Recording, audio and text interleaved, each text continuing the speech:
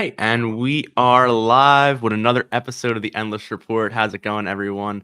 Today's a special episode, kind of. It is Monday, not our usual Friday time, so we're doing a bit of a double episode week this week. Obviously, we were not on last Friday. Unfortunately, we had a bit of a power outage here where I am for many hours, about like 6, 7 hours. Thankfully, we got our power back. Everything's looking good now, but we're here with the news from last week. We still have quite a bit of news. We had some things over the weekend as well, so it actually kind of helped us out here with the news stories. But our big thing, of course, as you saw on the screen, was Spider-Man last week. We'll get into that absolutely. But we have a few more things to get into as well. A ton of television news, actually. And then we'll see what happens this week with the holiday. Maybe slower news week, but we'll also have a Friday episode as well to catch up on anything else that happens throughout the week. But that being said, we're going to hop right into all of last week's news, starting right off the bat, as usual. I want to start with our releases last week. Like usual, sometimes I just mention them. Sometimes I show some gameplay depending on, how noteworthy I think the releases are. And last week we had a few games that we were following for some time. So I do want to touch on them very briefly here. The first game I just want to talk about was High on Life. This is a game that came out last Wednesday, I believe, maybe Tuesday. It's from Squanch Games, Justin Roiland, who you may know from Rick and Morty, of course, most notably. Very, very Rick and Morty-esque style here in his game. So I'm going to start playing this in the background just to give a little context. But this game is very much a comedy-based first-person shooter. You could see there with that gun there he's speaking. If you haven't seen any gameplay of this game beforehand, all of the firearms, all the guns in this game are voiced and are actually living like these alien creatures voiced by comedians. So we have JB Smoove, who you may know from Curb Your Enthusiasm and many other things, of course. Tim Robinson, of course, from I Think You Should Leave.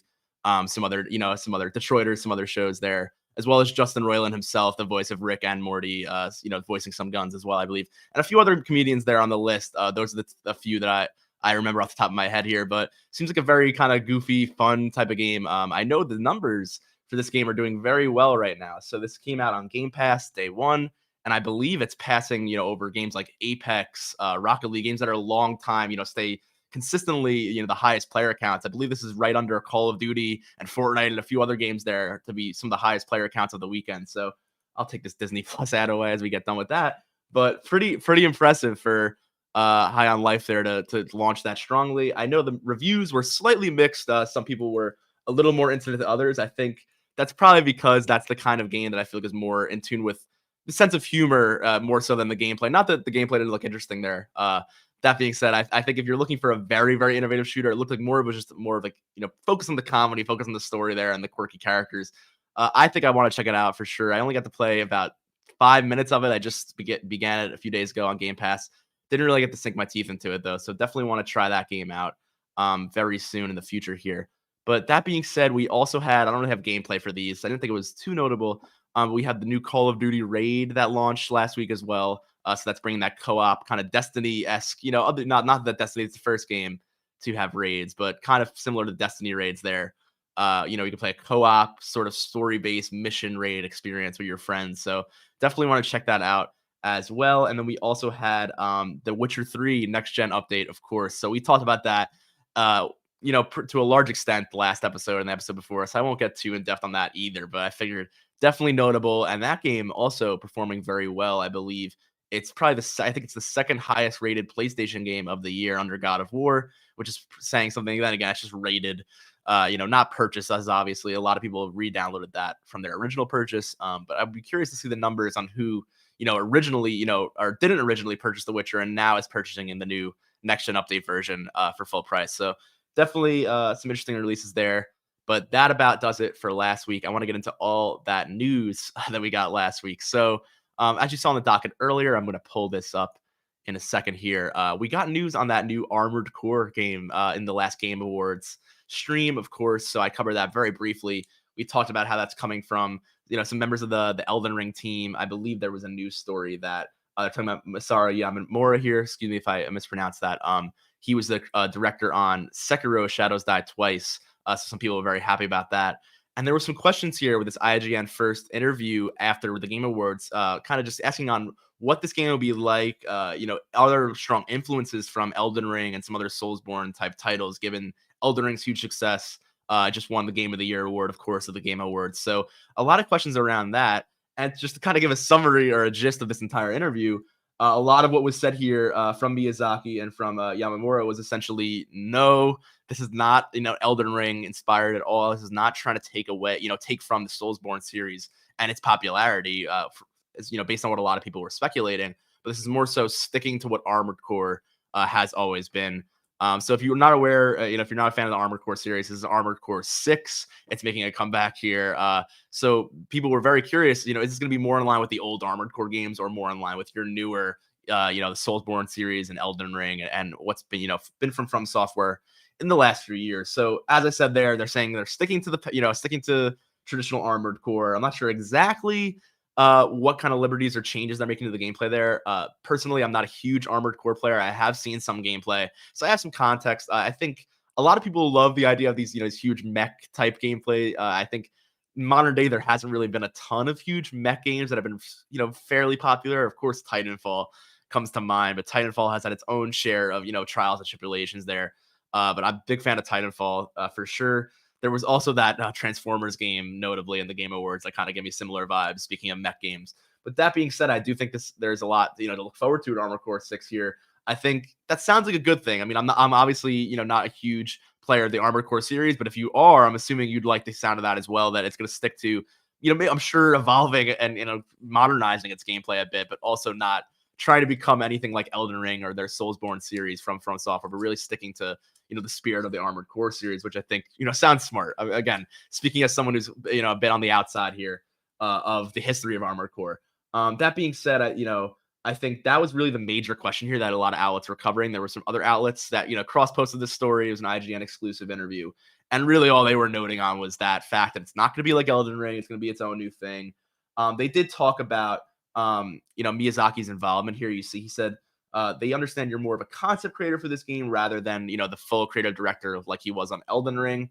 And he's basically explains here how he's not really still part of the active development, but more so was in on the early stages of the game, conceptualizing this concept of the new Armored Core. And he kind of wanted to reiterate that there. You can see that question we mentioned here, that it's not going to be close to the Soulsborne games, and he made a conscious effort to try and direct it towards, not trying to direct it towards that type of gameplay. He says here. I'm not sure if I could find it. Yeah, it's actually the next question. They asked Yamamura, who is the lead designer on Sekiro: Shadows Die Twice. Can you talk a bit about the lessons you learned from that game and how they're applying it to Armored Core? So he did say there are no elements that are directly referencing Sekiro, kind of reiterated on that we're not taking too much influence from the Soulsborne series of those games that we made. But that being said, he feels that both titles share, the essence of battle, such as aggressive speed change, action-oriented fighting. And that sounds about right. I mean, obviously, I also haven't beaten Sekiro, but I've seen a good amount of Sekiro gameplay. I played Sekiro a bit. A lot with that quick, dodging, parrying type gameplay, quick gameplay. So obviously, I'm sure Armored Core is gonna be a little more ranged, a little more, firearm based and less, melee combat based like Sekiro. That being said, I think that's a fair answer to that question, and it sounds about right. But it seems like he's reiterating there. It's really not sure they're both action games. They're both relying on that timing, but we're not really trying to follow in the the footsteps of those Soulsborne games. So very interesting take on that. I think that's probably a good thing for anyone who's excited for the new Armored Core game. But that's about all I could say, I think, on the gist of that article. So I think we're going to be moving on here to our next story, and this is concerning Xbox, and this is more, I think, less of a story here and more a bit of a criticism, unfortunately. So we did talk about last week the Game Awards. We talked about what's going on with that Microsoft, Activision acquisition. The FTC sued them very shortly before the Game Awards airing. We discussed that, and now we come to this place where, of course, at the Game Awards, there was not a single Xbox, first-party studio game shown, no Xbox World reveals, other than just, reiterating the status quo. There was no, no new announcements or updates on anything like Starfield, Redfall, Avowed, anything from, their studios, really. So that being said, I'm going to pull this up on screen here now. You could see this article. This comes from Ryan McCaffrey over at IGN, who says Xbox's Game Awards no show is a slap in the face to players. So again, this is more of an op-ed. It is an op-ed. It's an opinion piece. This is not a breaking news announcement or anything, but I thought it was worth noting for a few reasons, and I'll get into that here. So, of course, I mentioned this was written by Ryan McCaffrey. Ryan McCaffrey's been covering Xbox for pretty much as long as I remember, at least the last decade or so on IGN, has spoken with, Phil Spencer and executives at Microsoft, over the years as well, hosts, the number one Xbox podcast. So it's very much an Xbox supporter here. It's very much not, it's not someone who I think would be blindly supporting Xbox, but always reports fairly honestly, but is, in a way, I wouldn't say biased or anything, but is very much, enjoys Xbox, is pro their games, and through the past has praised them for what they've done well, but has also, had fair criticism. The reason I bring this article up here is this is, the most biting criticism I've ever seen really towards Xbox in recent memory. And this is coming from, none other than like one of the most, prominent Xbox writers, someone who I've read, report on Xbox stories for a very long time. So I think it's very worth noting what he had to say here. Of course, I'm not going to read through the entire article here. It's a quite lengthy op-ed piece, but he starts off by saying it's a bad sign where there were more Muppets at the Game Awards than Xbox World premieres. That being said, it's more of a joke there, but I actually did like the Muppets, the Muppet skits at the Game Awards. Thought it was quite, probably one of their better bits in recent years. That being said, he was very, very baffled and upset with the content makers' decision making, and I could not agree more. Actually, I mean, I talked last week on how I felt about this quite extensively. I think for about 20, 30 minutes or so. So I won't get into their Game Awards performance or their lack thereof, or I talk about the comparison between them and Sony or them and Nintendo, who also didn't show a ton, but did have some updates. Did also update us later on on some 2023 stuff we'll get into later in the show with Spider-Man and that stuff, as you can see there. But Xbox was fully just absent. There was a lot of rumors here of what could happen. Could we get some updates on 2023? But there was nothing from Xbox here. So I don't want to reiterate everything I talked about there or my own feelings on it, but I do want to kind of highlight, not just what Ryan McCaffrey said here, but highlight that, a lot of the community, especially, Twitter spaces and social media as well, which I don't often put too much merit into, not because those opinions there, aren't valid, but there could be a lot of, vitriol, a lot of like console war type discussions on social media of people saying, this is the console I own, so this one's better, kind of kids arguing which one's better, or, I shouldn't say just kids, even adults too, kind of arguing, versus just because they're so attached to whatever console they own versus, real kind of discussion, and business discussion, which is more what I'm interested in, industry, experts and people who are really, excited about what's going on, or more, not that, people can't have opinions, but I think a lot of times it gets into more, not so just blind negativity or my console's better than yours, but not really looking into what's going on here. And I don't want to be biased in that way because I am a fan of Xbox as well. I'm a PlayStation player. I'm an Xbox player as well. And I don't want to be sitting here and saying, oh, PlayStation and Nintendo are doing so much better here. Because it seems these days a lot of, YouTube content, a lot of social media content has a lot of, catering to, which fan base. But I don't think it has to be that way at all. I'm a fan of all consoles, and I don't want it to be any, we're leading any way for any reason. So I reiterate that always because I do think that there is a lot of content that is, directly, I feel like, focused. If you're a PlayStation gamer, PlayStation's only doing good and Xbox is always doing bad. Or if you're an Xbox gamer, Xbox is always the best and PlayStation or Nintendo is always the worst. I feel like you see a lot of that. So I want to reiterate that it's not like that at all, but I think we do need to criticize where criticism is due for sure, and highlight things that are positive on each side of things. I think there's a lot of what Xbox is doing well, and I think you'll see in this article here, Ryan McCaffrey does reiterate that as well. But he very much so criticizes where he thinks they're going wrong with games, and I can't really, argue with that. So he makes kind of a joke here that this was something that would have taken planning. This was not something that was a knee-jerk reaction, or probably wasn't a knee-jerk reaction to that FTC news, the acquisition news, or anything like that. He writes here, the Xbox leadership, quote, didn't wake up the day of the show in a cold sweat exclaiming, oh no, we forgot about the Game Awards, like they were Kevin McAllister's mom in Home Alone. They knew this was coming, this was happening. He says even Xbox super fans on Twitter expressed their disappointment. There was simply no defending Microsoft here. He makes that quote here. I do want to reiterate, so I'm not speaking on this too long in this negativity, about I think it's the last two paragraphs here. So in the article I want to read out because I think this is really, really kind of a biting take, if you will, on this story here. So he says, where the H are the games. Trying to keep this family friendly here. He says, we take a look, quote, if we take a look back at the Phil Spencer era of Xbox, which is finishing up its 9th year at this point, and hopefully you can hear me in my microphone here. I'm going to turn this a lot closer. He goes, I honestly think he deserves an A plus almost across the board. The Xbox One S and X were fantastic. The Series X is as powerful as it is silent and reliable, and the Series S has proven to be a masterstroke in chip shortage supply chain. The backwards compatibility initiative has been a resounding success. I agree there, as has the industry-changing Xbox Game Pass program, which has been great for gamers. Microsoft has also made significant positive changes to its culture under Spencer's Watch 2, as Microsoft recently recognized the largest game developers union yet. But from a perspective of major exclusives, Xbox has shipped in those 9 years. Spencer gets a D at best, and he's dangerously close to flunking at this point. Quote, as 2022 draws to a close, allow me to draw you a meme with words. Xbox players are Charlie Brown, Microsoft is Lucy, and the promise of big exclusives is the football. Yes, the pandemic affected timelines. Yes, Russia's invasion of Ukraine has directly impacted multiple Xbox exclusives, which we talked about here on the show. And yes, shipping games too early would be the wrong move. But the fact remains is that now Xbox proudly counts 23 studios in its first party portfolio, that this year is ending with exactly 0 AAA efforts coming out of those Xbox game studios. Was tough enough to stomach for Xbox players, but for Xbox to show up to the Game Awards empty-handed as millions of gamers looked on is simply unforgivable. Microsoft is close to being out of goodwill with its audience. Any hope the company has of winning back the mind share it lost amidst the rash of mistakes during the Xbox One era is rapidly slipping through its fingers with no one to blame but itself. So that's the end of the quote there. Obviously, a very, very harsh quote there from Ryan McCaffrey. This is, again, IGN's executive editor, previews, and host of both Xbox Weekly, Xbox Show on Lock. I want to reiterate that because I've been reading, Ryan McCaffrey's Xbox stories for a very long time, since the Xbox 360 days.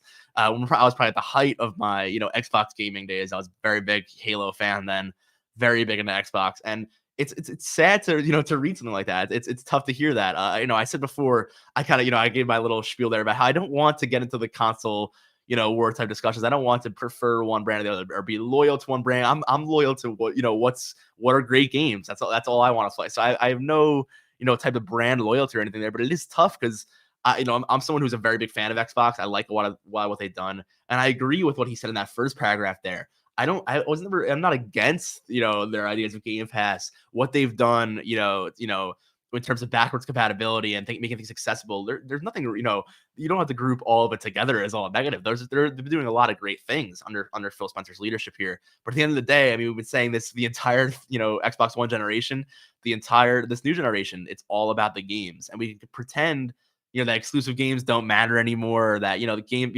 like Microsoft wants to say here. We'll get into a little bit more with that Activision stuff in a second.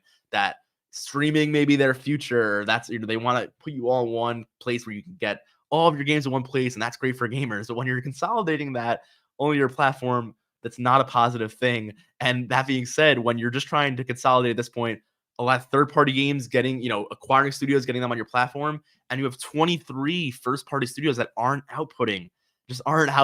And again, I'm not saying that's 0 across the board, but for 2023 as a whole, there were not only no games, but no real game announcements either. I mean, we have Comic Heart rather coming in February. That's not an Xbox exclusive, even though it's had the Xbox branding and marketing from that's coming to PS5 as well. There's a lot going on that I think, of course, Starfield and Redfall from Bethesda we're waiting on. Of course, the whole Call of Duty argument, but still highest selling on PS5, part of this giant Activision debate here. Xbox is still offering to put that on even PS Plus, even now we've heard, not even just, Game Pass or other, just the platform. They're really trying to concede with PlayStation there for Call of Duty. So it's a really tough time. It's a really weird time for Xbox, to be honest. And I'm struggling. I don't disagree here at all. What Ryan McCaffrey said, this is something that I'm struggling to come up with a positive spin for this, to be honest, because this is something I said on the show a lot. I mean, this is something we've been struggling for almost 10 years now. We just need AAA games, and we need them to hit on the same level of PlayStation's. And we talked about what they said last week and the week beforehand with how Xbox just doesn't have the exclusives PlayStation has, and how they need to invest to have that same quality. And I don't really see that in the same way. I don't think you need to invest in third-party studios. I think you need to invest in your own studios. I mean, you look at what happened with Halo Infinite. That game had an immense amount of budget. So you think, why, they, of course, they were investing at 343. What do you mean? But that game had so much budget. I guess, unfortunately, not the management to know when the project was going to end. It seemed that it came to a point where they had dumped so much money into the game, just that despite it not even being close to finish, they had to release it because they couldn't keep active development going with no profit, with no business, plan for it. So they had to start, putting that game live, make it almost in an early access state, make people buy battle passes, get some revenue coming into it because it was just going to operate at a loss lifelong if they continue to just pump millions and millions and millions of dollars over the course of almost 10 years. I think it was 6, 7 years they were working on that game. They just keep pumping money into it and unfortunately not have the results they wanted. So I think it unfortunately comes to a thing where they have to maybe just better manage these internal studios. I mean, we talk about what goes on at PlayStation Studios. Again, not to just toot PlayStation's horn here, but they have also around a very similar amount of 20, plus first party studios. And these studios are constantly talking about how they share assets, about how, things like the accessibility features, the photo modes, just working within certain engines like the Decima engine that's being shared around through PlayStation Studios, or just the PS5 console itself, how these developers are sharing techniques and tricks and workarounds. You see Naughty Dog and Sucker Punch Games sharing assets. You see the same thing with Insomniac sharing their processing techniques and that 40 FPS type rendering techniques to other studios. So we see new console and hardware implementations with software that we wouldn't see before if all these studios kind of weren't working together on the console they're all sharing. You see that kind of synergy there, and I think Xbox has been working to get that synergy for so long, and I think unfortunately just hasn't been able to grasp it, and adding more and more to that pile isn't going to do much else for that synergy unless they really figure out how to bring all that management together. So I'm gonna take a sip of water here, but I do feel that as we get into these Activision discussions again, I do feel this is not so much of we need more IPs, we need Activision, we need Call of Duty, but more so we need to manage our IPs better. We need to produce original IP and first party exclusives from our first party Xbox game studios. That's what they're for. Obviously, those are in the works, but we can't keep relying on the upcoming Bethesda games and the upcoming Call of Duty and Activision acquisitions to hold the tide over when it's been multiple, I mean, years and years and years we've been waiting for games to come out of the pipeline. I mean, this was back when Xbox Series X was just launching. I remember having these discussions of Xbox One needs a game. Maybe when the new generation comes around, this is when this happens. I mean, it's been years, and when you see games like Sony coming out with things like Gran Turismo, again, I'm probably forgetting a few here when I say this year, but God of War, of course, Horizon. I mean, these are large games that are coming out in multiple exclusives a year, and again, I wish we had more PS5 only games as well. I wish we had less cross gen and more next gen exclusives, of course. But I mean, I can't really complain on the PlayStation side of things when Xbox has yet to really see that whatsoever. It's so getting into 2023, we're looking for more here. We're looking to see what the future of Xbox and PlayStation is, and PlayStation gave us a little bit, but I think we need more from both companies, absolutely. So I'm hoping the next 2 or 3 months here, early 2023, we get these rumored showcases because after the Game Awards, after what's happened here, it's been a bit of a dry spell here in terms of announcements and knowing what's happening here going forward. So I'm going to try to make this a bit bigger here as I switch over our story on the docket to our next one. Hopefully this should be the correct uh, part of the docket here. So we see Xbox acquisition. 1 second, I'm gonna just switch my screens here, make sure I'm on the right screen. And I believe I'm still on that Activision tab, so I'll just keep it there. Yep. Alrighty. So bringing this up here again, I mentioned this was still kind of part of the same story. We got another quote based on this Activision deal. Again, I'm not sure. I'm not sure why this was said. This is another one that I'm kind of shaking my head at, and we'll get into why. So this was again Brad Smith, who I discussed last week, who made that comment about how Xbox is Netflix and PlayStation's Blockbuster, and that's why it was kind of that in with the new streaming and out with the old of the brick and mortar buying your games. And I talked about how last week how that wasn't really the situation, per se, and about how it's not really what's going on here. It wasn't really for the convenience of the consumer at all, but more so of just the convenience of having, Xbox have all their properties in one place. So again, I talked about how I wasn't really sure about, what that quote was trying to say there. And we get another quote here where again, I'm not sure if this is the smartest argument from Xbox here, especially in response to what the FTC has stated. So this is once again via Bloomberg. This is Microsoft president, American president and vice chairman Brad Smith, once again commenting on the Xbox acquisition of Activision. And he says here, quote, the FTC's case, of course, I'm referencing the FTC suing Microsoft. They're announcing earlier in December that it would seek to block this trade from happening. So he says, quote, the FTC's case is really based on a market that they've identified that they say has two companies and two products, Sony PlayStation and Microsoft Xbox. He continues, if you look at the global market, Sony has 70% of that market and we have 30%. So the first thing a judge is going to have to decide is whether the FTC lawsuit is a case that will promote competition, or is it really instead a case that will protect the largest competitor from competition. He adds that PlayStation has 286 exclusive games, while Xbox has only 59. So the administrative law judge is going to have to decide whether going from 59 to 60 is such a danger to competition that he just stopped this from moving forward. Okay, so stopping right there for a moment, before I even get to that 59-60 number, before I even get into that, he starts by saying that Sony is 70% of this gaming market and they have 30%. So he's saying, first off, he's saying that they're basing it on a market they've identified has two companies, which sounds like he's saying that's not the case. It's not just the two of them. But he goes on to say, if you're looking at it just in that way, just from just the two of us, and Sony would have 70% of that market and we would have 30%. And first of all, I don't think that's what they're looking at. I think the FTC is obviously aware that Nintendo and other console manufacturers exist and third-party publishers exist.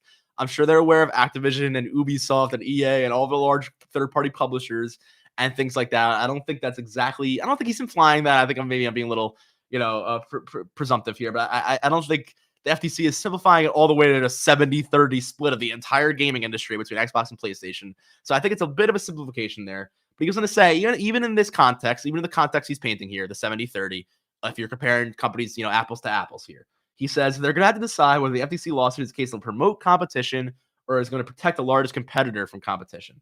So I think it's an interesting quote for a few reasons. This one, I think I mentioned last time we discussed this, is that about a year or two ago, Xbox publicly stated, and this was a big deal, Phil Spencer said this, that Xbox does not see PlayStation or Nintendo as direct competitors at all anymore. They're not even the same playing field. It's not the same business. That was that was a direct quote from Phil Spencer about a year or two ago. That what Xbox is doing now with Game Pass, with the evolution beyond the idea of being in the console space, they're in the the streaming space. You could be on a Samsung TV, a streaming stick, a cell phone, an iPad, a Steam Deck, wherever you want to stream Game Pass. You can stream Game Pass now. You do not need an Xbox console to be an Xbox gamer anymore, and that's a reality today. That's not a future thing. That's something I can do right now on a smart device, on my iPhone, on my Android, on my Steam Deck. I can go stream Xbox games, pay my subscription. Boom, day one, I'm playing Xbox games on cloud. Maybe not the most ideal way to play games on cloud streaming, but it's there. That's an option. That's what Xbox sees as expanding into its future. If you're not aware of this, if you're someone who's not aware of how a lot of times these companies monetize their consoles, a lot of times, and I shouldn't say a lot, the majority of time or all the time, so at least for the first year or two, Sony and Xbox are both selling these consoles at a loss. So the PlayStation 5, both, and the Series X were both consoles that cost more to manufacture than they were selling for. The reason for this, obviously, that if you're scratching your head saying, well, it doesn't make any sense, their main selling point here, especially for Xbox here now, is software. And whether that's Xbox Game Pass and the monthly subscription, PlayStation Plus, Xbox Live Gold, that subscription-based service, or it's that 30% cut, just like Apple gets when you download an app or a microtransaction. Every time you buy a game or a shark card from GTA or Fortnite V-Bucks or any microtransaction or a game on the PlayStation or Xbox store, they're making a significant cut there. And that's the majority of their profits you see from Xbox and Sony. PlayStation is on the digital side. So Xbox is aware of that. They're aware that their Xbox consoles aren't the main bread and butter here. It's the Xbox environment, it's the Xbox ecosystem.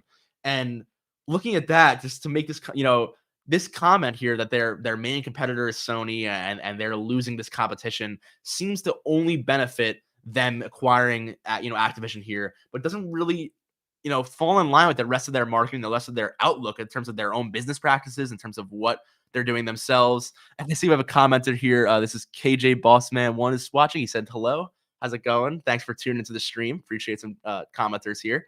But yeah, what I was saying as we're talking about, this Xbox and PlayStation here, I think it is a bit, of a strange statement there. I think it's more so, in line to, maybe win over investors here or the FTC here, but I don't think this makes much, a logical sense, I guess, in the way of what's actually going on with Sony and PlayStation here. There definitely is a divide more when it comes to traditional, paying a large $60 or I should say $70 per game, having that game in your library, then you own that no matter what.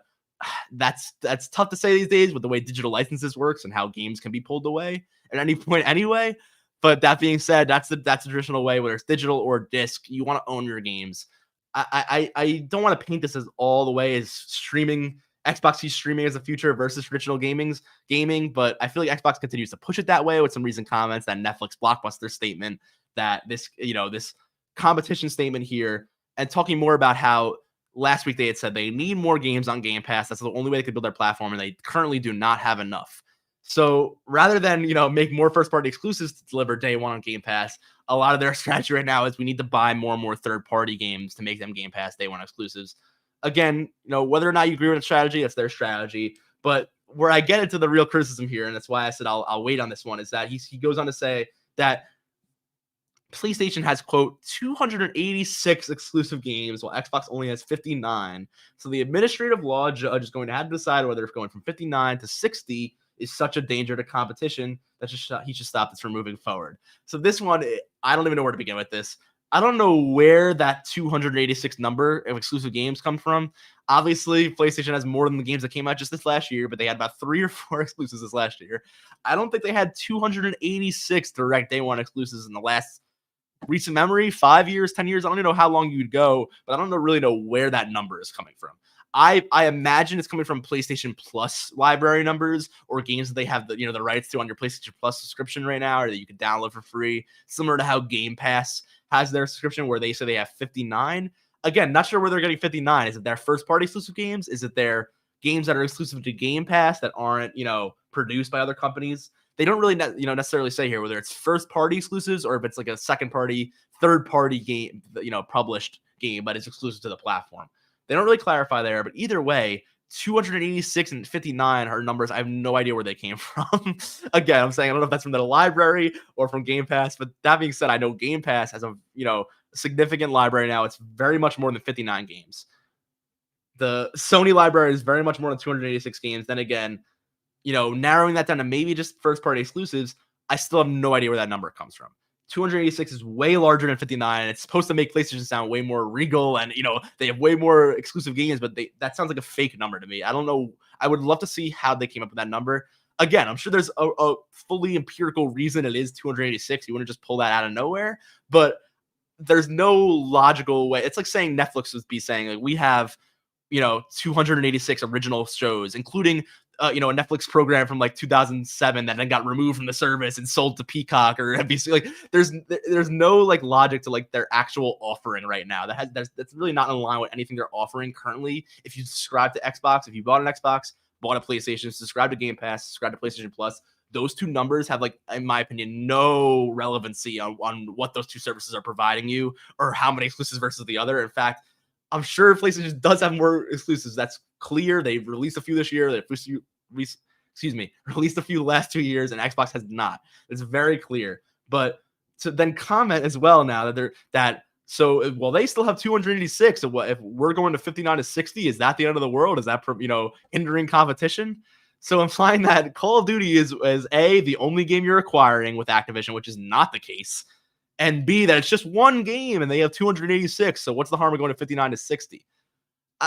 This whole comment here, it almost sounds like they're assuming that the FTC isn't aware of the situation or is less intelligent than they are about what's going on in the gaming industry.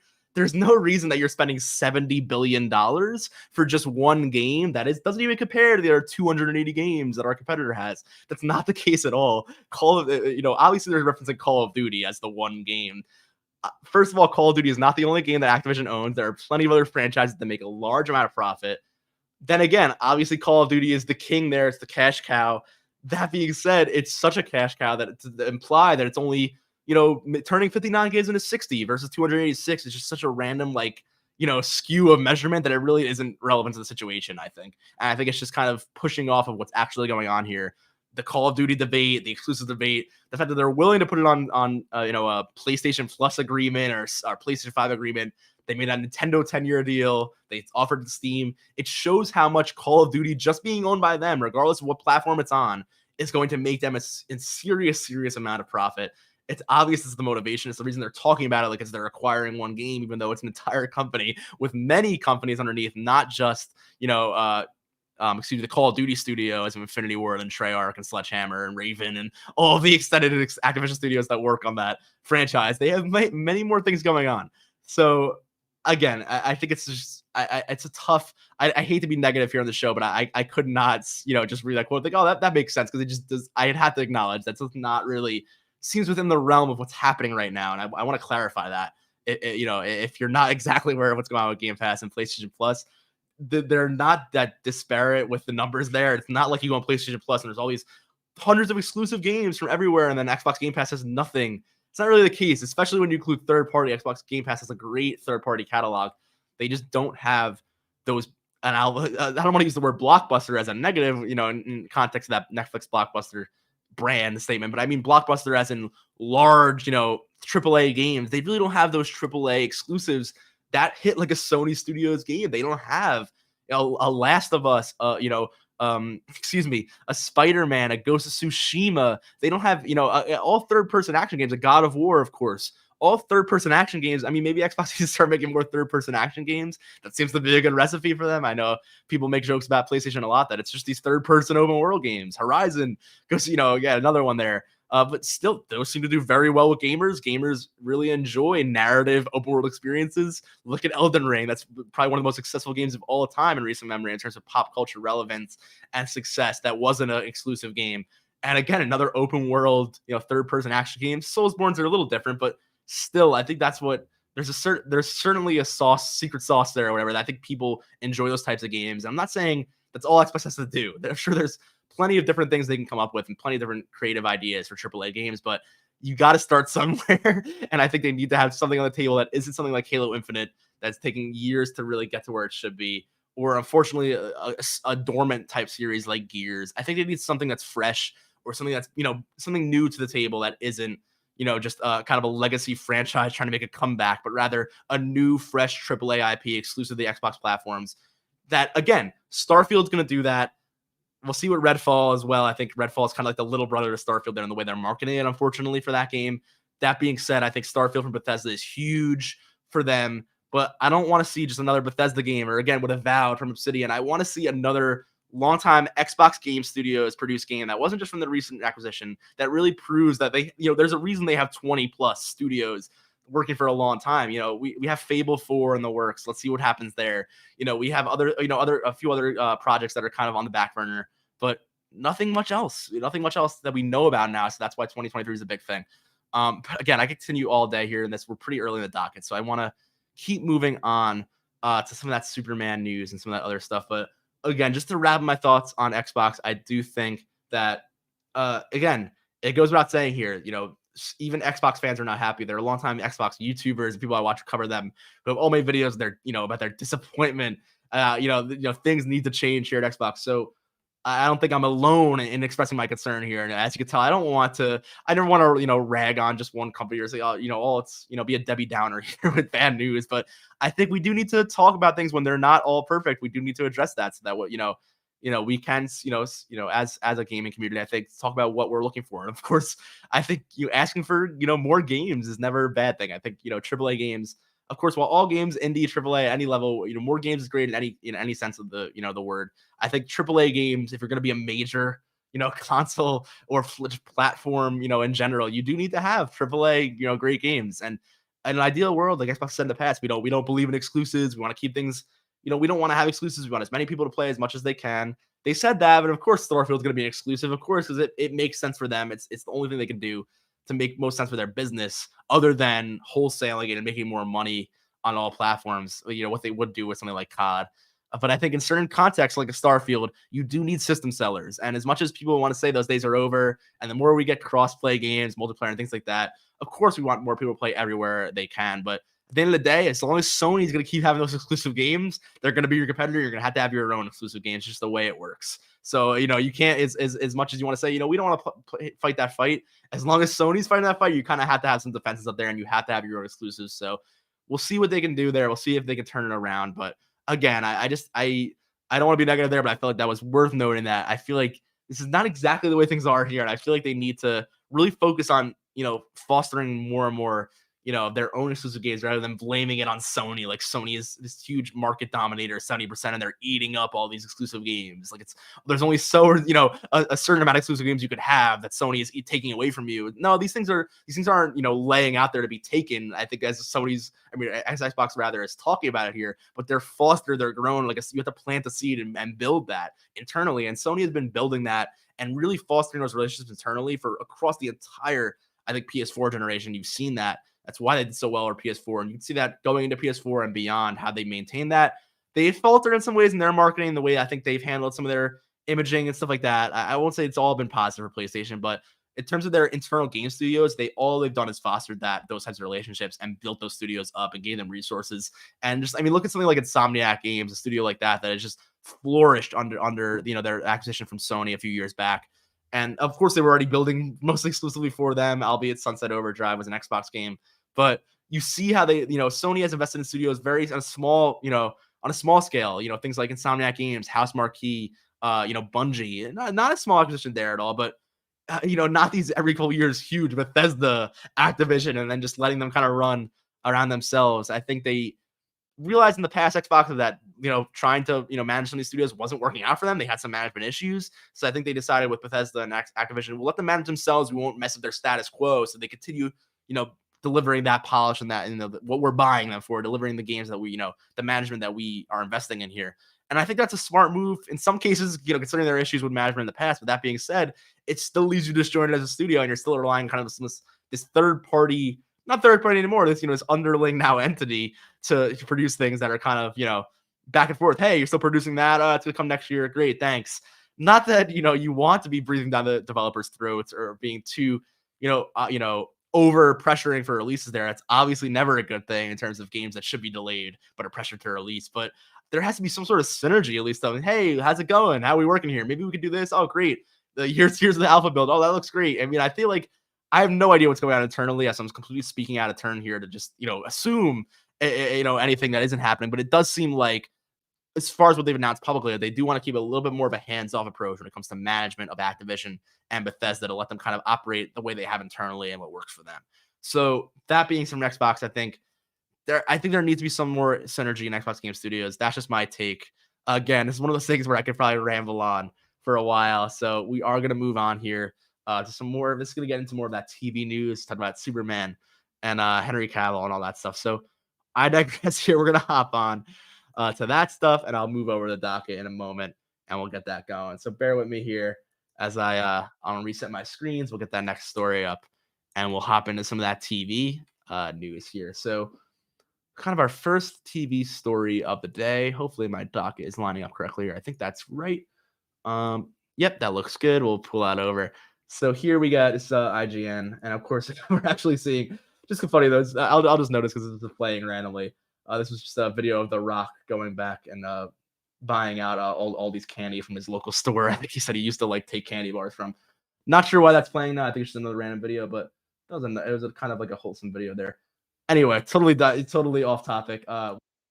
Henry Cavill confirms he will not return as Superman. Quote, "My turn to wear the cape has passed." So again, this is a little off video games here, but I thought kind of a palate cleanser after that last story. And also following up on how we covered this, according to the Witcher TV show, all the Superman news going on. And of course, The Rock relevant there, as he is Black Adam and his, talks on Superman entering the DC universe again. So kind of getting back into that, we talked about how no spoilers here for Black Adam, but Black Adam did come out with The Rock. It's kind of a pseudo, anti-hero almost, I should say. Not really a villain, more of an anti-hero. Famously a Shazam villain. But The Rock was not really interested in being a Shazam villain. There were quotes that he did not want to be in the Shazam movies at all. He didn't want Shazam featured in his, but he did want to fight Superman because Superman's the most powerful, and he wanted to prove that he was more powerful than Superman in the DC universe. That was kind of The Rock's take on it. People were kind of making jokes about that a lot, before the movie came out. That being said, no spoilers from the movie, but there were some, implications, confirmations, that Superman is back and that Henry Cavill would be returning. And then officially, formally, back in October, Henry Cavill did tweet that Superman will be returning to DC Universe. It was very exciting for DC fans. Then again, at the same time, about a week or so, maybe not even a week later, it's about the same week, I think we reported it on the show together, that the Witcher series was losing Henry Cavill as its main character. They were recasting him to, I believe, Liam Hemsworth, one of the Hemsworth brothers, and that Henry Cavill was no more as Geralt of Rivia on the Witcher TV show. So that was kind of a shakeup for Witcher fans. People were very concerned there. Of course, we discussed that as well when the new Witcher game remaster came out for The Witcher 3. They had that TV show DLC with Henry Cavill's armor in it. Of course, no Henry Cavill, mentioned there. And we'll see what happens with the future of the show. But that being said, everybody thought, oh, well, it makes sense. He's focusing on Superman now. That's why he's probably moving away from The Witcher. He's kind of focusing fully on Superman once again. But as we see here, that is not the case anymore. With the announcement a week or two back with James Gunn and some of the new management of the DC movie universes, it was actually revealed that not only was Henry Cavill not returning now for Superman, but that there was never a deal there even signed. So actually, even Henry Cavill said it, and he posted, I believe they might have it in the article here, yep, on his own Instagram page personally, that this was not something he even was aware about that was going to happen with James Gunn until it did happen. And more so, he was not, he didn't even sign a contract when he announced his return to Superman. So DC just said, hey, can, please publicly announce it. It would get people excited, but never signed anything with him, never confirmed anything. And then once you could tell DC was maybe restructuring what they were doing, discussing with The Rock, maybe what he had ideas for. I guess Black Adam had released. Maybe it wasn't as, the best release they had maybe hoped for. They were in these talks with James Gunn now. And now, as you can see, Henry Cavill says he had just had a meeting with James Gunn and Peter Safran, and that after all will not be returning for Superman. He says, quote, after being told by the studio to announce my return back in October prior to their hire, the news isn't the easiest, but that's life. The changing of the guard is something that happens. I respect that. James and Peter have a universe to build, and I wish them all involved in the new universe the best of luck and happiness of fortunes.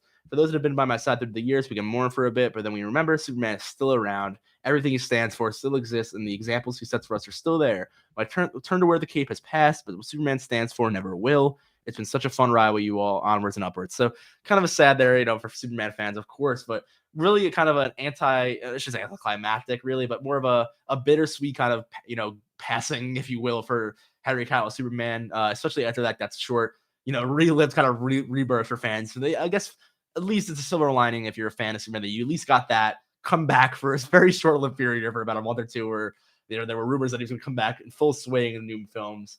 Of course, it's not the case as we see here. And there are actually rumors that what James Gunn and Peter Safran are working on is another Superman origin story, a young Superman movie. A lot of Superman fans aren't too happy about that. I've heard. Again, I'm not the biggest Superman guy. I'm more of a Spider-Man guy, a Batman guy, as you may have seen on the show. But I do love Superman as well. Of course, classic hero. But some people are saying, we've had the Clark Kent story already. We've had the Kid on the Farm story. We want more, cool Superman storylines, comic book storylines, alternatives, Superman conflicts and challenges. And I kind of tend to agree there. We saw that with, obviously, of course, all the classic Supermans, but then even recently with, I guess, Chris Reeves, you could say, or going back a little bit, not too far back there. And I'm forgetting the Superman Returns. My apologies to the actor there. I'm forgetting that last Superman there before Henry Cavill. But yeah, I do think that there, it's a bit of a strange release. I'm not sure why James Gunn would want to lean away from having any Henry Cavill involvement despite those plans. But that being said, I'm sure it's a bittersweet moment for Henry Cavill. That being said, the reason I wanted to report on this again doubly is because this is attached to some gaming news as well. So, of course, that's just James Gunn reiterating what I said there about young Superman, but just do a quick jump here in the same story. Henry Cavill announced very closely after that Superman announcement that he will not only be playing a new role in the Warhammer 40,000 TV series for Amazon, he will also be producing it and hopefully starting a new Warhammer 40K cinematic or television universe is what his hopes are. So again, one of many plays by Amazon in recent memory here. We'll get into some more that you'll see on the docket here. But this is coming as of Wednesday, that after he hung up his Man of Steel cape, of course, as they say in the article here, he did announce that he will be executive producing a series adaptation of Warhammer 40K and also, be in the works to maybe produce some future projects. This is, of course, coming from the Games Workshop over at Amazon streaming services. They, of course, have that Fallout show coming. They most recently have produced that Wheel of Time, The Lord of the Rings, very similar. That's the studio that's producing that new God of War show. We'll get to that in a second. I'll get a little ahead of myself. But excuse me here. this is very interesting news, and I'm actually very happy to hear this, as knowing that Henry Cavill is probably a fan of Warhammer 40k as a big PC gamer. It's kind of, I almost feel for him in the sense that I feel like he's had a lot of tough news recently. Not that he lost that Witcher job, but it seems that he left on his own accord over reasons that were very fair, and it seemed that the Witcher series was kind of, unfortunately, going to the wayside. You had reports of writers who were actively mocking the source material, saying that they, were not fans of the Witcher series, and they thought it was kind of, below them in terms of their fantasy writing. And that's what many writers and production, associates in the show apparently had said that. So according to some producers of the show and Henry Cavill, they were not too happy about some of the management with the Witcher property. So after losing, stepping out from that Witcher role, losing the Superman role once again, kind of probably got blindsided. It seems like he got blindsided there by DC, unfortunately. He seems like he handled that very classy, very gracefully in that Instagram post, the way he said it. But given the way he said it, it seems like it was kind of a blindside to him, and he kind of lost that job there as well. So I'm happy to hear that he was in this talk for this. I'm sure this is probably talks for a little more before that. It wasn't probably that reactionary. I'm sure these things do take time. That being said, it's a little bit of positivity for in the Henry Cavill space there for on his end with all those negative headlines the past few weeks there. So good on him, and good for Warhammer fans. It's pretty exciting. I mean, I'm sure maybe take that with a grain of salt, as I'm sure some video game fans, are a bit wary when it comes to adaptations, and we talk about that a lot. But with a lot of new ones coming these days, I'm sure it's going to be a lot of quality, a lot of investment, I'm sure, but maybe hit or miss. There's a lot of properties being adapted now, and we'll get into that. I almost made a presentation. Maybe I'll do that for next episode for the holidays, just to kind of wrap up the year of all the TV adaptations that were announced this year, TV and film, because it's like just PlayStation Studios alone. I mean, it's might be like 5 or 6 with Horizon, God of War, that Gran Turismo, the Last of Us movie that was coming, then not happening. a few other properties I think I'm forgetting, but just a lot going on. The Last of Us, of course. I don't know how I forgot that one. But yeah, which is a few, a ton of video game adaptations coming up. That being said, I'll move on here to something really quickly before we get into more TV and adaptation news. We get into that God of War really quickly. Is some Last of Us Part 3 news, actually. So I'm going to, before I do that on my end, I'll flip over my marker here, Last of Us Part 3, and then we will flip that over. So as I said, Last of Us Part 3 is rumored to be in production at Naughty Dog. So we did talk about, potentially before the Game Awards, what they could be announcing soon. And I still think could be on the docket for 2023. And the big thing right now for them is, of course, Last of Us Factions. That was something that was supposed to, of course, release with The Last of Us Part 2 as its multiplayer mode. Last of Us Factions multiplayer mode for the first game was very fun, very tense, slower, tactical type third-person multiplayer gameplay. They had talked about how the new one seems to be much more sprawling, maybe even open world multiplayer type, like not sure, maybe not battle royale, but maybe a type of like open world type mission based type gameplay and co-op or player versus player. We're not exactly sure what's going on there, but it's definitely a huge undertaking. They said it expanded so much so that it expanded beyond the game. It was supposed to come in 2021, did not. 2022 did not. Was supposed to be showed at the Game Awards, or not even the Game Awards, Summer Game Fest earlier this year. They gave just a screenshot and commented how big the game was. You saw that it was a player on a balcony. There was a huge sprawling map. You could see there was players and conflicts in the distance. They kind of hinted at that sense of scale there for The Last of Us Faction. So that's very much underway at Naughty Dog, and I think it's an active development, and we may see more on that releasing this 2023. And I'll talk about that more when we get into PlayStation's 2023 docket, I believe, which is kind of on that next story there with Spider-Man. But I really do think Factions is on the way. It's been kind of on the horizon for a while. Pardon the PlayStation pun there with Horizon. I think it is on the docket for 2023, which is the wait and see. That being said, of course, with the highlight here, The Last of Us Part 3 still being on the docket there. I think that's true.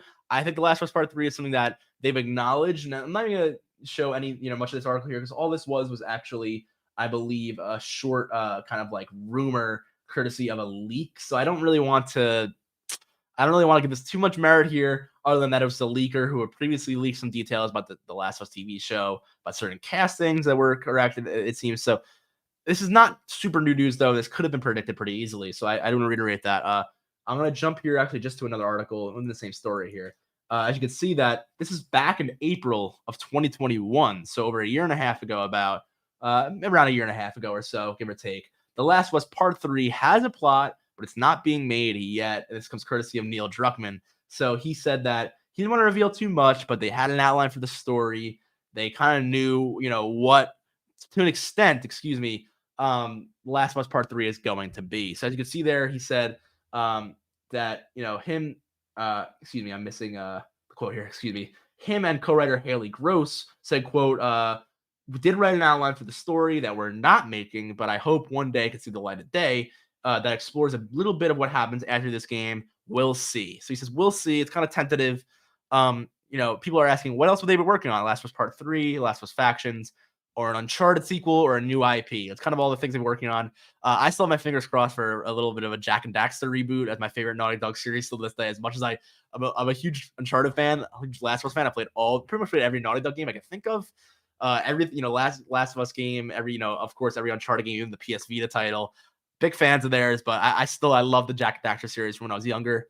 Jack 1 and 2 were two of like my first games. I remember Jack 2 on the PS2 being a real highlight for me when I was younger. So I would love to see that from them, or a new IP, or a reboot of their older IPs like Jack and Daxter. But that's kind of just an aside there. The rumor is that Uncharted is not going to be built by them anymore. They're going to probably move it to with another in-house, probably PlayStation studio. Does make sense, especially after Uncharted 4. I won't spoil anything on Uncharted 4 or anything, endings of the series or anything, but it does seem like the series kind of came to a natural closing, and where they kind of set up to maybe start a new reboot or kind of a new phase or era of Uncharted could totally start off in a really cool way that connects to the main series, but is something that's new and fresh. And I think that kind of passing the torch onto a new studio while Naughty Dog then kind of evolves into their new era of, maybe new IP, some new stuff could be interesting, could be exciting. So I'm cool with that. As much as I love Uncharted and what Naughty Dog was able to do with that series, I think that sounds like an interesting take to, bring that to a new studio, some time to shine. With the elements of that series, maybe in the same engine and Naughty Dog's engine, it could play off of that stuff too as well. That would be pretty cool to see. That being said, let's talk a bit more about PlayStation's 2023. So bear with me here as I pull up that next article. Of course, you can see on the docket. I mostly just have it for Spider-Man 2, and that was our title as well for the stream today, because that was my main anticipated title for the Game Awards. Honestly, admittedly, personally, I'm super excited for that game. And people have been clamoring for that game, though, because there was no news on it throughout all of 2022 since that 2021 trailer. And it was supposed to come out imminently in 2023 here. So people were wondering what's going on with Sony's 2023. Of course, we have God of War, but after that, they're kind of silent. You have Final Fantasy coming. You have Forspoken coming. You have a few of those like third party, but still PlayStation exclusives, but not first party made games. Those are coming from I said Square Enix, respectively, for Forspoken. And of course, I think I'm already forgetting the other title I just said there. I'm losing my train of thought. We'll see on the article here in a brief second. But firstly, I'll pull up this first article. Last week, we got a trailer for Spider-Man Across the Spider-Verse, rather, not Into the Spider-Verse, the original movie there. We got a trailer for the new sequel here, and people were wondering, will there be any hints of the new Spider-Man PlayStation game? There were a lot of rumors throughout the week there. Last week, it was kind of like the biggest trending game on Twitter last week. Usually that's GTA or something or whatever is being announced, but Spider-Man took the cake last week, it seems, in terms of the trending. With a ton of articles kind of like hinting over a few speculations. So as we can see here, the Across the Spider-Verse trailer did drop. A lot of it was some shots in the original movie kind of setting off the hype for the next film, but we got a little sneak peeks here at some of the other Spider-Man and some of the other like Into the Spider-Verse stuff and the multiverse stuff here that's going on in this cartoon. And we also got a few notable Spider-Man in those sequences featured. So most notably, and I think it was in this shot here, I might have just missed them. Yeah, right there. So I'll make that full screen if I can. Maybe not. Maybe we can zoom here. Yep, you can see right there. That's Insomniac's PlayStation 4 Spider-Man right there. Presumably talking to what could be maybe Miles, well, because it's shorter Spider-Man there. But it looks like he kind of has that superior Spider-Man suit kind of from the first game as well. So a lot of alternate stuff going on here. You see the spider armor also featured in the first Spider-Man PlayStation game here in the trailer. But again, then the rest of the trailer is a lot more. You see all these assorted Spider-Man throughout. You see Spider-Cop there also in the first game. So then, of course, a ton of Spider-Man for all the comic books, TV shows. A lot, people have been picking apart this trailer all week and looking at all the kind of little details there. But that being said, that was kind of the first hint that some news with Insomniac Spider-Man, something going on. And at the end of the trailer there, I almost left the trailer, but I realized I wanted to show one more thing. At the end of the trailer there's actually this last snippet, and my heart kind of skipped a beat here. I was like, wait, is there going to be a trailer for Spider-Man, the game? Because the trailer ends for the movie June 2nd, 2023 in theaters. And then, bam, PlayStation 5. And I went, whoa, what's that? Is that anything to do with the game? Nothing to do with PlayStation at all. Obviously, Sony Pictures here, owns Sony owns both Sony Pictures and Sony Games, of course, owns the PlayStation brand, just kind of promoting their PlayStation brand in general at the end there. And they do that at some of their other trailers as well, usually in the Spider-Man universe. We saw that with Morbius, I believe, as well, a few other movies, but it makes sense, kind of, the brand tie in there. But I wish there was even a little bit more of that brand tie in there, maybe, sneak peek, hey, stay tuned for a Spider-Man trailer or a PlayStation State of Play, January or February, anything like that to hold me over here as we get excited for all these games coming in this upcoming year. That being said, still pretty interesting there, pretty exciting. But as soon as that trailer dropped, we also got more tweets. So we actually got some tweets directly from community manager, and the community director at Insomniac Games, both tweeting. One of them tweeting a GIF of Miles and Peter from this trailer here, as we've seen the screenshot, and another just simply tweeting 2023. So kind of a soft, but confirmation there of the 2023 release date. As people were getting worried, we heard nothing this year. Supposed to be coming imminently this year, and people were saying, could it be spring, fall? When are we gonna start hearing more marketing? It's getting awfully close here. They confirmed that, no delays as of now, even though despite all the concerns and games getting delayed in recent memory here is quite an often occurrence, I should say. So thankfully, they reiterated here 2023, nope, and then put out an article courtesy of PlayStation Blog, kind of highlighting that and also reiterating some of what else is coming for PlayStation 2023. So I do want to quote that. I kind of cover this very briefly. Of course, this is something that I'm super excited about, but there's not many details here. So I wish I could dive into more of the game's details and stuff that's going on with the game. But unfortunately, it's really just a confirmation that's still coming in 2023 and fall 2023 to be exact. So they confirm here releasing in fall. No other information other than that. No month, no quarter, Q4 presumably. I guess Q3 really presumably. I'm thinking, I'm thinking October, November, December-ish date. We'll see, but who knows here. With that being said, we get a quote directly from Brian Innerhar, the creative director of the first game and the second game as well, of course, who says, what a year it's been at PlayStation Studios. Here at Insomniac Games, we've been in absolute awe of the work of our peers. Congrats to everyone on a successful 2022. And here's the next year being just as exciting as we continue to get Marvel's Spider-Man 2 ready for release next fall. So again, very generic statement there, but really cool to hear it directly from the studio. No more speculation, no more of that. Just directly from the studio themselves. Hey, we're still working on it. Stay tuned. So, it's still happening. So that's a good thing for me. I'm happy with that. They say here in the article, this year's end is over the horizon, and 2022 has gone out with a god-sized bang. It's the God of War Ragnarok, so kind of making some jokes about Horizon and Ragnarok there. But that being said, we have also Forspoken in February coming from Square. We have PS DualSense Edge, which is not necessarily as hype of an announcement there, but still something new, a new controller. We have Hogwarts Legacy, another third-party game coming to PlayStation, I believe in February as well, February 10th. We had the PSVR coming on February 22nd? There on the article, February 22nd. Then, of course, we have Destiny 2 Lightfall, another third party, though. Resident Evil 4 Remake, very, very anticipated game, also third party, though. We have Final Fantasy 16, also highly anticipated, also third party, though. And then that's it for the article. So great, very excited, PlayStation, awesome stuff.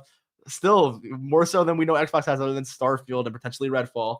But we need to see more first-party games. I want to see more on Spider-Man. I want to see more potentially Last of Us factions. What's going on with Sucker Punch? Is there any potentially that Ghost sequel? I feel like it's going to come sooner than we think. 2023 or 2024, give or take. There's a lot going on with a few studios in terms of some live service stuff on the horizon, in terms of some deviation games and that first-person shooter that we're not sure exactly what they're working on there. A few other things that are kind of in the back burner, but again, we're going to have to wait and see. PSVR stuff is still pretty exciting too. I think before that February PSVR release date, we have Hogwarts Legacy there. We also have Forspoken. Big February for PlayStation. I think maybe in January or February, we get some sort of Sony State of Play or Sony PlayStation Showcase even showing us here's what's going on in 2023. I would be shocked. Not shocked. I actually wouldn't be. I think I might do this. But I would be very disappointed if they were like, here's a Forspoken State of Play for 10 minutes. Here's some gameplay. And there's like two or three trailers for PSVR associated kind of, third-party VR games, and see you in a few months. And then, a few months later, here's the summer rush.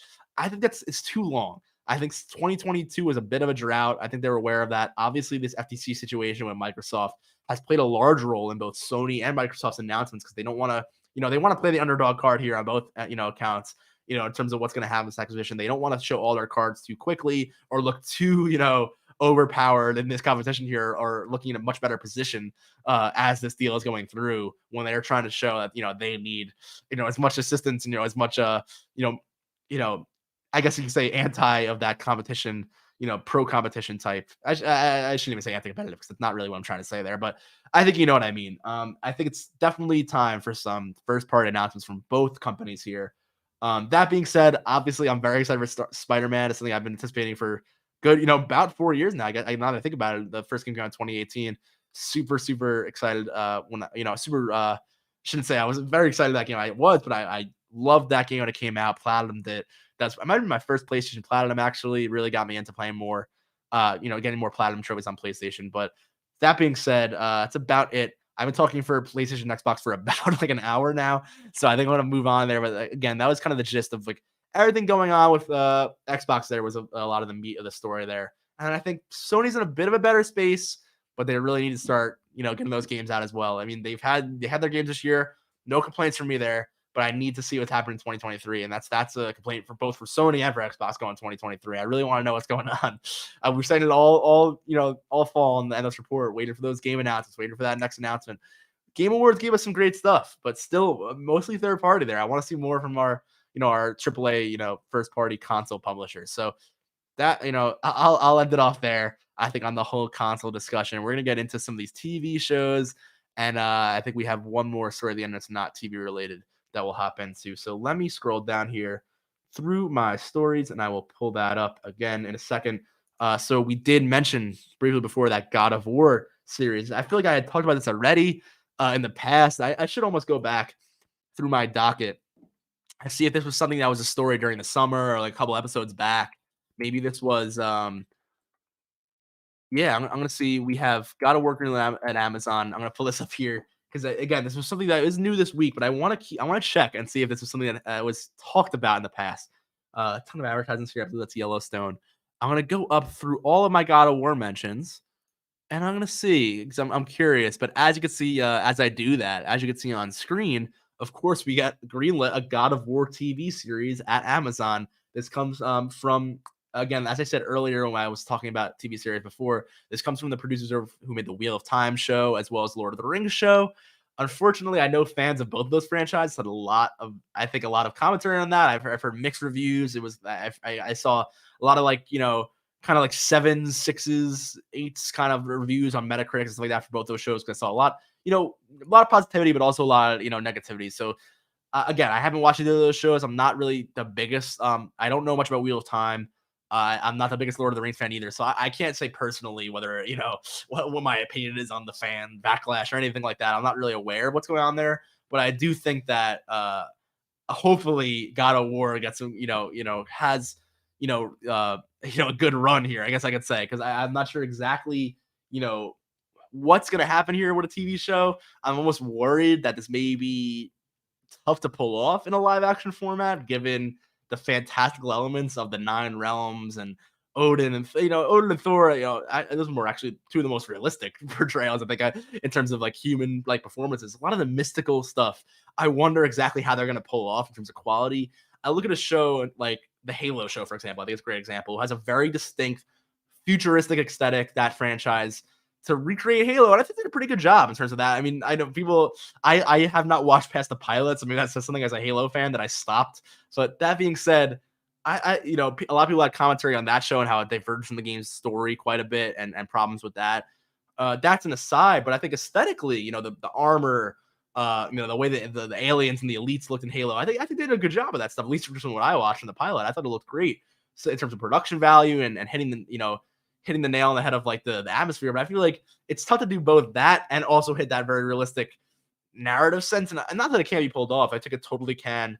The Last of Us is a great example of that. It's something that looks like it's being pulled off awesomely. We'll have to see. Well, maybe I'll be biting my tongue later on when it airs next month on HBO, but very excited for the Last of Us show. But I'm really hoping that they can pull this off here with God of War. People are wondering who they might cast. I think Christopher Judge, who is the the God of War now, and Sonny Sujic, who play God of War, Kratos and Atreus in the game.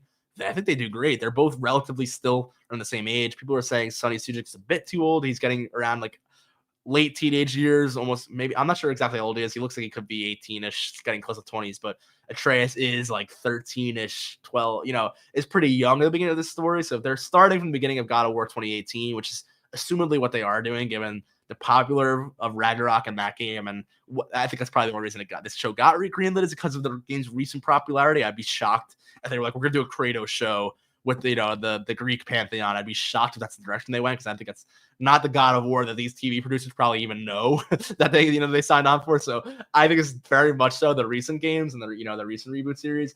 That being said, we'll see what happens here. PlayStation Productions is making a lot of moves here. People were, some people were happy, some people were not as happy with Uncharted, with how they recast, they made a young Nathan Drake, and how, Marky Mark being Mark Wahlberg being Sully as a very young Sully. So it's a very kind of interesting take on Uncharted, but I actually still need to see an Uncharted movie. I'm really, man myself, I haven't watched it. There's a few times where I was going to sit down and watch it and I didn't get around to it. Totally should. But then again, I'm not expecting it to be exactly like the game or anything. So, it is what it is. But I think PlayStation's had a lot on their plate in terms of these TV productions. PlayStation Productions, with so much going on. I want to go through that whole list again, but I'm hoping they can pull off this God of War show. We got a quote here from, I believe this is from global head of television at Amazon Studios, says, God of War is a compelling, character-driven franchise that we believe will captivate our global customers as much with its expansive and immersive worlds as with its rich storytelling. So again, what I just said before, we're trying to do both there. Vernon Sanders, head of global TV at Amazon Studios, says, we are honored to share in an adventure of exploring the God of War mythology in such a momentous way with Sony Pictures Television, PlayStation Productions, and game developer Santa Monica Studio. So again, just kind of reiterating the announcement there. But this is confirming here. This is very much based off of that first God of War. I shouldn't say first, but God of War 2018, that first reboot here, I should say. He says, this is very much based when his beloved wife dies. Kratos sets off on a dangerous journey with his estranged son to spread her ashes from the highest peak, his wife's final wish. Kratos soon realizes the journey is an epic quest in disguise, one which tests their bonds between father and son, and forces Kratos to battle new gods and monsters for the fate of the world. So that's literally God of War 2018's, synopsis right there. So that's directly the influence of the show. They reiterate on the history of the God of War video game series. But this is coming from, I believe, PlayStation Productions or even Sony Santa Monica here, where they say, we are so proud, Sony Pictures TV rather, excuse me. We are so proud and excited to be working with our friends at Amazon Studios and our partners at PlayStation Productions to adapt this beautiful and heartbreaking game into premium live-action series. Ralphie, Mark, and Hawk are crafting a transportive series that charts a path to the ancient mythological journey of Kratos. So that's about it there. Again, it's more kind of quotes in there, general quotes, than reiterating what's going on with. That's the one I was forgetting, that Twisted Metal series for Peacock, which we'll see how that goes.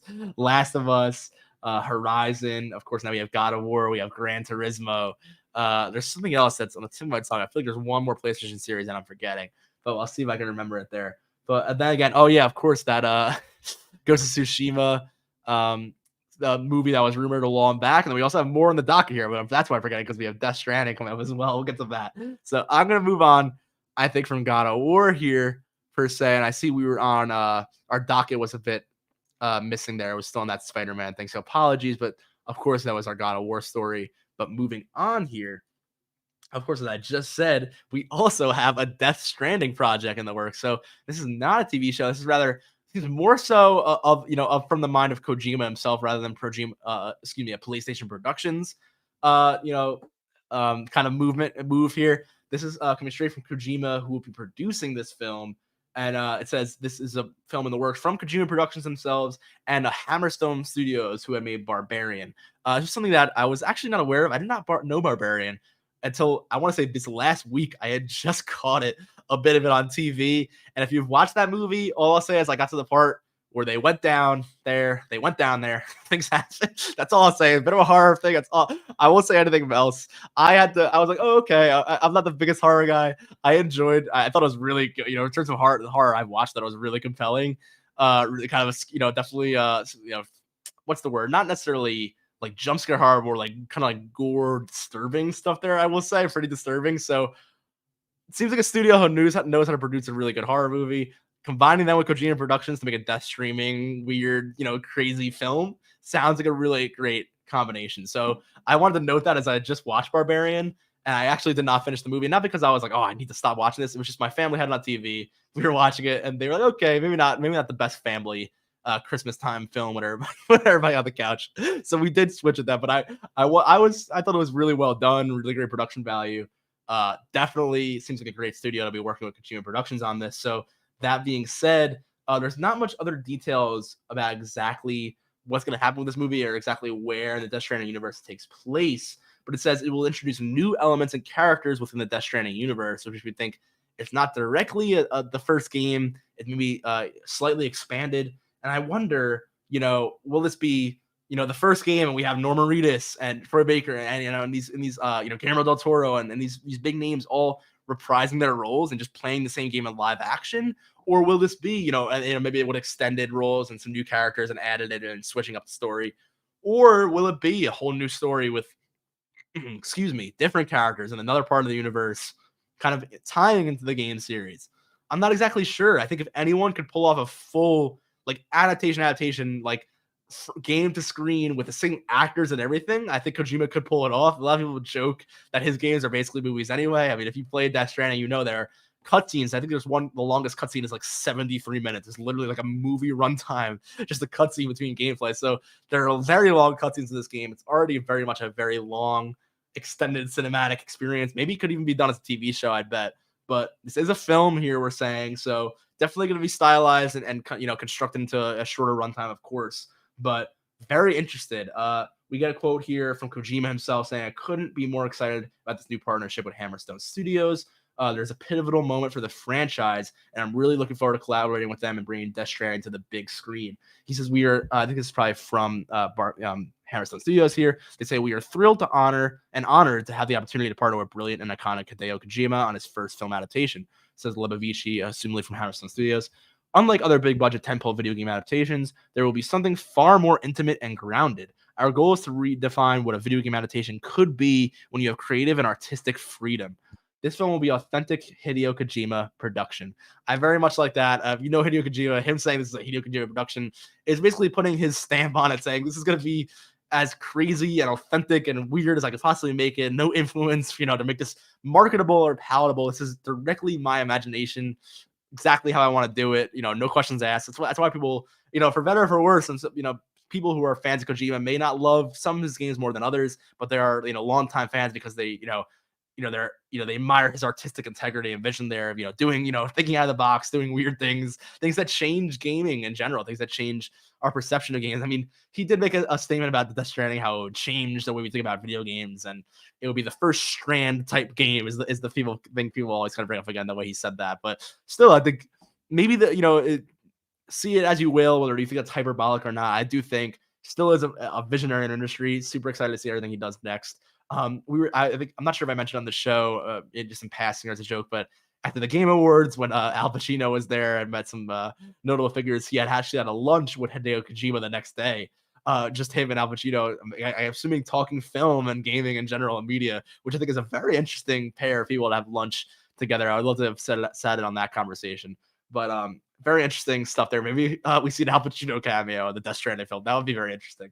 But I don't put it past him to see a lot of big actors in this. Obviously, with Lea Sedao, Norman Reedus, Guillermo del Toro, and gaming, people like Troy Baker are big in the gaming space. I would love to see all those people return in the movie. I think that'd be really cool. We'll have to see exactly what they do though, but it's gonna be like the game, inspired by the game, taken in a new direction. We'll have to see. But it's really, really cool stuff. Again, it's gonna be an authentic Hideo Kojima production. Here's a clip from Barbarian. I will not play that because it's probably not good to play for family friendly or kid audience on the show here. So I would not want to play anything like that on the show here. But definitely, if you're a fan of like horror or weird, creepy stuff, definitely seems like it's in good hands in terms of the production studios here. If it's any case or inspiration from that film and from Death Stranding, the video game. But yeah, that's about it. In terms of the news there, of course, we had DS2 and after the Game Awards. Maybe it'll tie into DS2. We'll see a film release come shortly after the game, but this film seems like it's in early development, still kind of in the production phase, writing phase. So we'll see how soon DS2 is. I think that game could very well release, and I don't know. Late 2023 is a stretch. I'm thinking more 2024, probably, a little further out. But the next 2-3 years, I could see this movie being produced, launching alongside it as well. That'd be really interesting. So that's about it for the last, excuse me, not the last one. So Death Stranding news. But yes, a lot going on with PlayStation Studios there. That being said, we also have one final television show to report on here. I know, big TV day on our little video game podcast here, but we're going to move on to Mythic Quest, of all things, another video game TV show. Of course, that's why I'm covering another show here. So, of course, we have Mythic Quest, as you may know, is a series on Apple TV, I believe produced by Ubisoft. Also, in production creatively by Rob McElhenney. You may know from Always Sunny. Has that Road to Wrexham show as well with Ryan Reynolds. They own that soccer team, if you know that, on Hulu. And then also a lot of people from Community. I know Megan Gans is producer who has wrote a lot on Community, and also I believe Always Sunny as well. So I think it's like an Always Sunny Community crew. You see Abed for Community is on this show. Danny Pudi, I hope I'm saying his last name right there. So a lot of like crossover. And of course, here you may know him as Cricket from Always Sunny there being on the show as well. But that being said, the show also stars Ashley Birch, who is the star of Horizon Zero Dawn, Forbidden West, the Horizon series. And we'll talk about more Horizon, as you can see on that last bullet point. So kind of a lot of video game people involved, a lot of creative television people involved. Of course, I said Ubisoft is in the production here. So you see, if you haven't watched the show, a lot of times they'll be referencing their game, but they'll use a lot of like a random B-roll footage that isn't really from a real game. And it'll just be like Assassin's Creed footage or, something from like, I think we've seen Far Cry. Usually it's an Ubisoft IP to kind of just use filler. And they use it kind of like sometimes comedically as well in the background to kind of like obfuscate, the game development thing. It's more about, the personalities and game development, stuff like that. That being said, very, I'm sure if you're in games, you might find it interesting, maybe or may not, depending, but I think it's a pretty funny show. I think there's some really interesting episodes, some really great episodes, especially their spin-off episodes. I'm not in the third season yet, I believe, or the second season rather. I think I've only seen the first two. That being said, they've had a lot of great spin-offs in their first two seasons that have showed like other game development studios that aren't really related to the main plot. Some kind of like mini stories that I feel like were really well done. Almost these short, almost like mini, like not documentaries per se. They were, fictional stories, but these little like kind of homages to game development and like the future of gaming and gaming. And like I really did enjoy them because they weren't just about, of course, very human creative stories, but also just about, media in general and gaming in general. I think there's not much out there in terms of like other mediums discussing gaming in that way. I mean, of course there is, but I think for a mainstream an Apple TV, plus TV show, I think it's really cool to see some of the stuff they cover. That being said, I bring up those spinoffs because although I'm not all the way caught up with season 3 personally, they did note here that there's a new spinoff television series coming via the Mythic Quest team. So this is actually being inspired by several episodes of Mythic Quest, notably those spinoff episodes I did talk about, a few of them, which is one of them is an upcoming season 3 one I have not seen. So I'm not sure if maybe that's more of a direct influence on this new show. So I can't speak too much on what the new show is going to be about. That being said, I know it's going to be more about, another, kind of the world of video games and game development. We see here that we know it's a new studio. I do not know much about this, so I don't want to spoil the show too much for anyone who hasn't watched it, or even me who hasn't seen that season 3. But the studio is called Grim Pop, formed by Ian and Poppy after they resigned from Mythic Quest. So that was a huge spoiler. I just read that. I realized that totally spoiled season 2 for me. I did not even realize that until just now. That being said, if you haven't watched Mythic Quest, kind of just move on. I won't even talk much more about it. But I'll scroll away from that. I did not read that last sentence when I was reading the article because I thought, I didn't watch the season yet. I don't really want to know too much about what this is based on because I feel like it's going to be based on like a plot, derivation, but still exciting stuff. That being said, it very much is a plot derivation based off of Mythic Quest. I believe the main show is still going to continue, but as it says there, it seems that the two main characters in the show will be moving on to a new studio in this spinoff, which is very interesting. So slight spoilers there for Mythic Quest. My apologies. They actually just ruined that for myself. I did not know that they were leaving the studio. So the fictional studio, I should say, in the show. So that's interesting. We'll have to see what's happening. I'm gonna have to go watch Mythic Quest now, figure out what happens to their studio and what's going on there, because that's actually a very interesting departure. But that being said, it's about as much as I'll say on Mythic Quest. I think I should move on there. But another new spin-off show coming from them, very interesting. That being said, we have one last announcement for the week. Of course, as I just mentioned, this is another Ashley Burch story is someone who is producing that new Mythic Quest show. I should note, who is also starring in Horizon. Who Horizon, as I pull up here, is getting, of course, that new DLC that we talked about during the Game Awards, but also some more. So I'll pull that up here. Not only are we getting Burning Shores later this year, 2023, exclusively on PS5, I should note that DLC expansion for Horizon Forbidden West. We're also getting some new games in the works. So as you can see, the headline, there's a new co-op game confirmed in a job listing, and it's very much confirmed. They actually give some details on it. So we'll talk about that in a second. But there's also rumors that aren't as solid, but seemingly very much true and connected to this one, of a new solo game. So a new single player Horizon project, maybe smaller scale, stylized in a similar way. We're not sure exactly what that is. And also maybe an MMO. Not sure if it's an RPG, but an MMO from NC Salt, even of the Guild Wars MMO series. So very interesting there. Definitely a huge expansion of the Horizon universe. And then not to mention the TV show that's coming up, as well as the VR Horizon Call of the Mountain PSVR 2 game coming in February. So a lot happening with Horizon right now. But speaking on the headline, that co-op game we see here in this job listing, and I think I'm still zoomed in a bit from before. I'll zoom out a bit here. From the job listing, quote, this is directly from, I believe, I'm sure Guerrilla Games, I think, wrote this. Yep. A new internal team is developing a separate online project set in Horizon's universe. Quote, featuring a new cast of characters and a unique stylized look, friends will be able to explore the majestic wilds of Horizon together.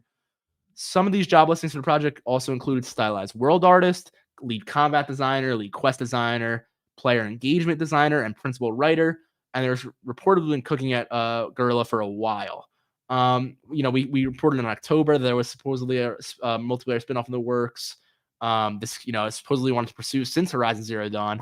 Very similar vibes to the Ghost of Tsushima and its Legends multiplayer. I don't think it's exactly like that. I think this is more so rather like Last of Us Factions, where I think it may have started like that, but maybe expanded to this full open world co-op experience. Obviously, you see there's combat designer, quest designer, writing. So it seems going to be like extended co-op quests and maybe some narrative here as well. We'll see how in depth that writing gets, and if it's more so of an open world co-op game, or it's more so like a full fledged narrative Horizon like story mode with friends and with that kind of level of co-op. So we'll see what happens there. I'll take a sip of water real quick here.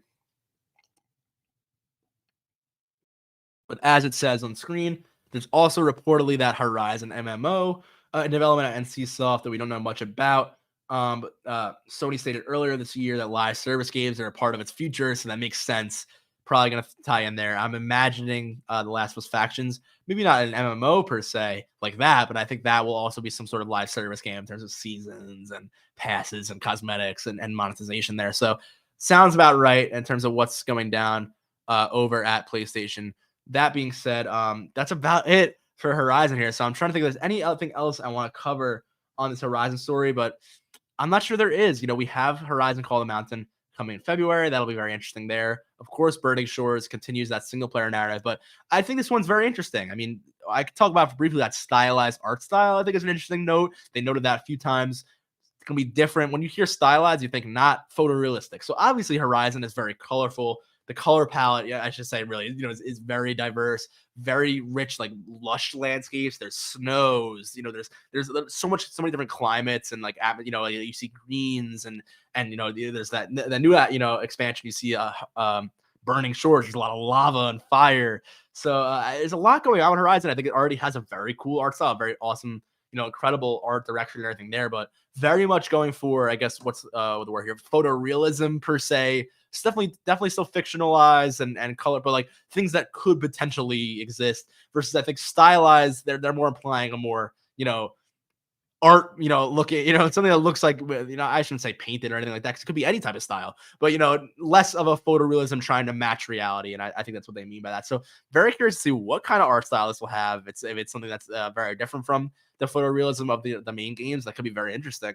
I think especially to see what that Horizon art looks like in another style completely. So that's very cool. I think very curious to see on the MMO how that will work. I think people were talking about this one more in the sense of like a Monster Hunter type co-op game. This co-op game, rather than that MMO. I'm not referencing, but again, I think it's gonna be very interesting. I think if they went that route with these huge, mech like boss battles, you can play with your friends. That seems like a great move. I'm all about that. So seems like a lot more fun for Horizon fans. Sounds exciting. But that's about it for our week here. So I shouldn't say that because we are on a Monday here, as you may notice. If you're watching this on a recording, you may notice this aired on a different date. I do plan on doing a Friday show this week. I really don't want to not do Friday show, but I do want to make sure we have enough material. So I do want to see what's reported throughout the week. Of course, as always, I'll be watching the news and I'll see if anything happens. Maybe we'll have a brief stream on Friday because I do think as we get closer to Christmas on the weekend here, we may not see as many announcements from publishers and developers, but we will see because I am here in the beginning of the week. So maybe we get 2-3 stories throughout the week. I'll definitely do a quick Friday kind of recap show. Maybe I'll talk a bit more about what happened here and kind of send us off for the end of 2022 here. But as we get to the holiday season, it's going to be my last week of Endless Reports for 2022. We'll have that week of Christmas and New Year's, so I won't be on for next Friday. But then after that, we'll be back on. It'll be New Year's, and then 2023 we'll be back on that Friday to Friday schedule as usual. And of course, we'll be having a lot more going on in Endless in 2023. I've been saying this for a while. A lot we work on this fall. We're getting really excited for the future of Endless. So, I hope you guys are excited too. Really great stuff. But that being said, yeah, that's about it. Look forward to that show on Friday. I'll let you know if it's like really. I mean, if there's no stories, I'm thinking maybe I won't air Friday just because I don't want to get on and say, hey guys, no news. See you later. I wouldn't want to waste anybody's time there or anything like that. But I do think I wouldn't want to miss Friday. Unfortunately, we had to miss Fridays due to power concern. I couldn't help that there. So I always love doing it on Friday. I wouldn't want to miss out, but this one's gonna be tough. We'll see how much news is in the docket there come this holiday news flow this week. I set up my document, so we'll see what happens. But that being said, whenever I see you guys next on the Endless Report or maybe another stream, I'll see you.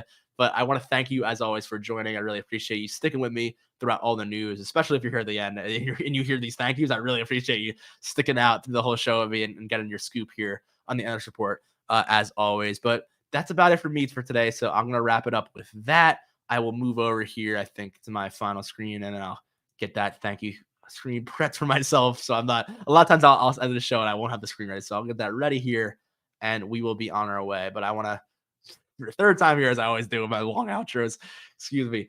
Thank you so much for joining. Have a great weekend. And if you're celebrating any holidays over the holiday season, have a happy holiday to you and your family. Wishing everyone the best. Stay safe. Wishing you all the best this winter season, and we'll come back fresh. I'll see you on Friday. So maybe hopefully see you on Friday. But if I don't, have a happy holiday, have a happy new year. We'll see you in 2023. And we will see you on the next episode of Endless Report. So stay tuned and thank you all for watching. All right. Bye-bye, everyone.